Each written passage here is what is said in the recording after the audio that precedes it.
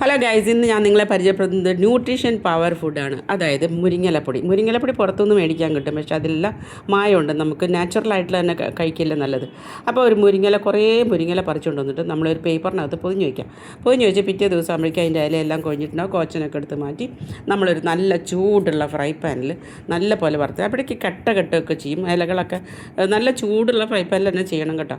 എന്നാലും ചെറുതായി കെട്ടും. അപ്പോൾ നമ്മൾ കൈ കൊണ്ട് കട്ടയെ കുഴച്ച് ഒന്നും കൂടി വറുത്തെടുത്ത് നല്ല ഡ്രൈ ആയി കഴിയുമ്പോൾ നമ്മൾ മിക്സിയിൽ പൊടിക്കുക. ഇത് വെയിലത്തിട്ട് ഉണക്കിയാൽ ഇത്രയും കളർ കിട്ടത്തില്ല. അതുകൊണ്ടാണ് വെയിലത്തിട്ട് പൊടിക്കരുത് പറയുന്നത്. അപ്പോൾ നമ്മളിത് സൂക്ഷിച്ച് വെച്ചാൽ ഒരു കൊല്ലം വരെ ഇരിക്കാം. ഞാനിത് ഉപയോഗിക്കുന്നത് എങ്ങനെയാണെന്ന് വെച്ചിട്ടുണ്ടെങ്കിൽ നല്ല ചൂട് വെള്ളം തിളപ്പിച്ചിട്ട് അതിനകത്ത് ആദ്യം തന്നെ തുടക്കത്തിൽ ഞാൻ 1/2 ടീസ്പൂണാണ് ഉപയോഗിച്ചത്. അത് ഒരാഴ്ച 2-3 ദിവസം 1/2 ടീസ്പൂൺ വെച്ച് കഴിച്ചു. അത് കഴിഞ്ഞിട്ടിപ്പോൾ 1 ടീസ്പൂണാക്കി. 2 ടീസ്പൂൺ കൂടുതലും ആരും കഴിക്കാൻ പാടില്ല. കാരണം 2 ടീസ്പൂണിൽ ക്വാണ്ടിറ്റിയിൽ 3 പിടി വലിയ മുരിങ്ങയിലിടും. അത് വയറിന് ദോഷം ചെയ്യും. ലൂസ് മോഷനോ അങ്ങനെ എന്തെങ്കിലുമൊക്കെ വരും. അതുകൊണ്ട് എല്ലാം മിതമായിട്ടേ ഉപയോഗിക്കാൻ പാടുള്ളൂ.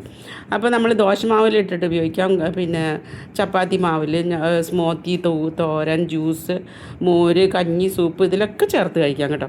അപ്പോൾ ഷുഗർ കുറയാൻ നല്ലതാണ്, കൊളസ്ട്രോൾ കുറയാൻ നല്ലതാണ്, രോഗപ്രതിരോധ ശക്തി നല്ലതാണ്, കാൽസ്യത്തിന് നല്ലതാണ്, നല്ല ബോൺ ശക്തി ഇട്ട് മുട്ടുകാനൊക്കെ കുറയും, ഫൈബർ ധാരാളമുണ്ട്, മലബന്ധമൊക്കെ കുറയാൻ നല്ലതാണ്. പക്ഷേ ഇത് മരുന്നിന് പകരമായിട്ട് ആരും ഉപയോഗിക്കരുത്. ഇത് നമ്മളൊരു സൈഡായിട്ട് മാത്രമേ ഉപയോഗിക്കാവൂ. അതാണ് പ്രത്യേകം പറയാനുള്ളത്.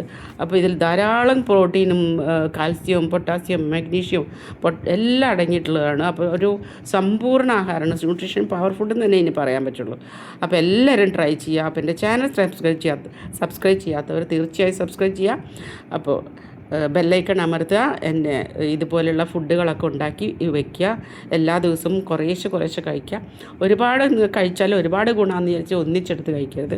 1 ടീസ്പൂൺ കൂടുതൽ അല്ലെങ്കിൽ 2 ടീസ്പൂൺ കൂടുതൽ കഴിക്കുകയേ അരുത്. Okay, by.